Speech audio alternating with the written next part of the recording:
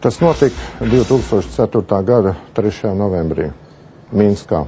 Baltkrievijas atklātais čempionāts, vietējais Dinamo, Rīga 2000, Sergejam Žoltakam 32 gadi paliktu pēc nepilna mēneša.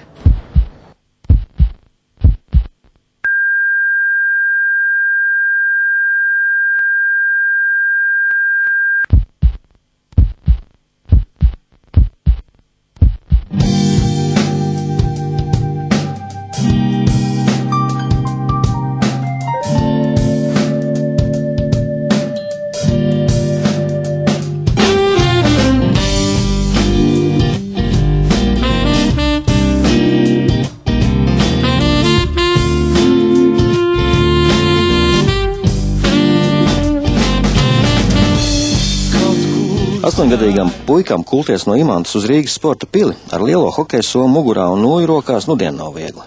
Fiziski stiprākie un vecākie puiši čīkstē, lai tēta aizvada ar auto. Bet ja auto nav, ko tad? Treniņi sākās 7 no rīta un 10:30 vakarā. Labi, ka bieži palīdzēja vecais tēvs Andrejs. Как он деда, не родного деда, как он боготворил его. И о дедушке даже ребята отзывались. Не родной дедушка. Вы знаете, это дорогого стоит, очень дорогого стоит. Мальчишка фактически без родителей, воспитывался только бабушкой, и не родной дедушка. Вы понимаете? Abi kopā uz sporta pili sāk iet, kad Sergejam palika 5. Nē, trenēties. Skatīties, kā spēlē Balders, Hendels, Maceļonoks. Tikšanās vieta pie stacijas pulksteņa 5, bet puiki jau klāt ap 4. Kaut tikai nenokavēt, jo ir jāredz iesildīšanās. Sergejs pats uz slidām pirmo reizi nostājās vēlu, 2. klasē, burtiskā nozīmē, jo slidot neprata. 70. gados Latvijā valdīja īsts hokeja bums. Bērnu treniņu grupu maz, jo tikai 2 mākslīgā ledus laukumi. Sliņķus pa 3 pa 4 atskaitīja uzreiz. Sergejs kopā ar 2 draugiem paši pieteicās trenera Pētera Hmeļņicka grupā. Paņēma. Protams, lieliski redzēja, ka Sergejs vēl ir nepraša. Citi apveda, meta pa vārtiem, bet jauniņais neko. Сережа было много проблем. У него были проблемы с ногами. Это видно по катанию. Потому что у него очень, как плоскостопие было сильное. И практически на каждую тренировку он надевал такие супинаторы, специально заказанные. Это страшные боли, которые вставлялись в коньки, которые вставлялись в кроссовки или в тапочки. И это тоже, конечно, очень тяжело, очень больно. Я могу сказать только одно, что 1000 мальчиков, которые прошли через меня, я благодарен судьбе, что встретил такой мальчик. Но скажу честно, что я не мог сказать, что он будет звездой.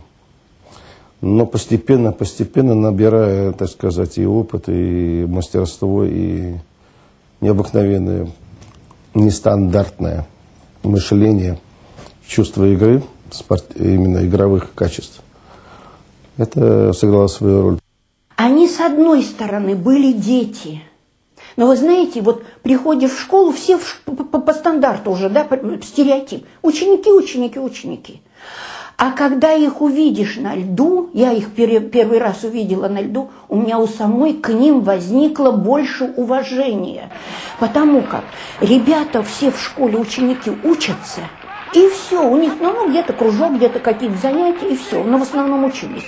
А тут люди отдают. Главное, я зауважала родителей.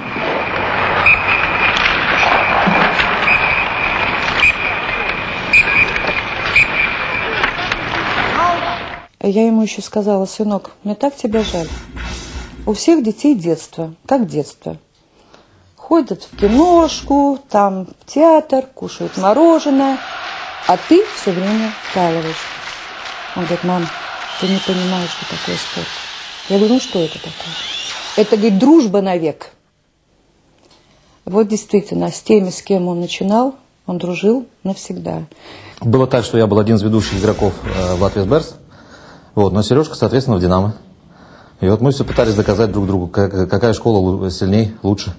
Это каждый год бился, в принципе. То есть 69-й, 70-й, все эти ребята, все эти года. То есть это для нас было нормально.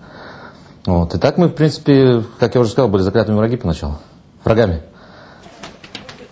Hmeļņickis teicis, ka ja kaut viens vai 2 no jūsu grupas kļūs par meistariem, tad uzskatīšot, ka mums visiem ir veicies. Pēc dažiem gadiem apvienojās Republikas abas hokeja skolas – Dinamo un Latvijas Bērs.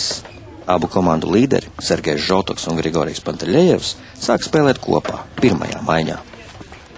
Самая яркая игра была в Дворце спорта. Мы играли с командой Латвия Сберс, в которой Сергей забил 3 гола. Команда Латвия Сберс была сильнее нас. До создания спецкласса мы проигрывали им очень много, практически по 12, по 17. И буквально за месяц работы со спецклассом, за месяц работы с спецклассом, у нас сразу же на большом хорошем турнире мы заняли первое место. Lai iesniegtu pieteikumu Rīgā Kurzemes rajona dzimstrakstu nodaļā, nepilngadīgajiem mīlniekiem vajadzēja atnest poliklīnikas izziņu, ka Anna gaida bērnu. Там любовь была вообще страшная поначалу, насколько я знаю. Там даже доходило, что она к нему даже в Новогорск, по-моему, приезжала. Он поехал за юниоров, за юниорскую сборную СССР тогда еще было. Вот, приехали в Новогорск, там же, те времена же, помнишь, знаешь, база, никого не пускает, что куда. Так она там к нему примчалась, что они там обходными путями какими-то там находили, пролазили. Edgars piedzima rudenī. Sergejs šo vārdu izvēlējās par godu filmas Ilgais ceļš kāpās galvenajam varonim. Kad Kanādā pasaulē nāca mazais Nikita, tētis pirmais paņēma rokās dēlēnu un iesaucās: šis ir skaistākais brīdis manā mūžā.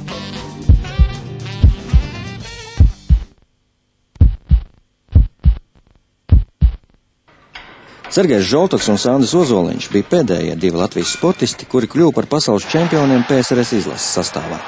Te gan jāprecizē, ka šī komanda pasaules junioru meistarsacīkstēs 1991. Gada nogalē Vācijā iesāk kā PSRS vienība, bet no 1. janvāra jau saucās Neatkarīgo valstu savienības izlases. Par godu uzvarai tika atskaņots Starptautiskās ledus hokeja federācijas himna. Sergejs, kapteiņa asistents, tātad atkal līderis. Izlasē, kuras augsto meistarību apliecina 14 spēlētāju iekļaušana Nacionālās hokeja līgas izvēlē. Pats viņš pārskāja gan somu, gan čehu, gan arī zviedru vārdsargus. Vienīgais, ko toreiz jau varēja redzēt, un tas bija jāatzīst, jārespektē, tas, ka viņš bija vāji fiziski attīstīts. Vāji fiziski, jā, tātad. Bet viņa, teiksim, domāšanas veids, spēles izpratne, visa tā bija tā, kas viņu stipri atšķīra no daudziem. Tajā laikā, lai ko šeit viens otrs, teiksim, runātu par to, darbs bija, protams, slodzēm, bet bija kontrola. Bija kontrola, un tālāk bija arī individuāli pieeja tiem sportistiem, uz kuriem mēs cerējām. Un mēs paši savā vidē, ja vēl tagad atceros, mēs runājam par to, ka šeit mēs nevaram neko forsēt. Mums nav nekur jāsteidzās, jo pienāks laiks, viņš nobriedīs, ja? Un, teiksim, tie gadi, tad, kad ir runa par darbu jau ar svariem, ar, teiksim, fizisku nobriešanu un viss, šie gadi arī katram individuāli ir, teiksim, dažādi.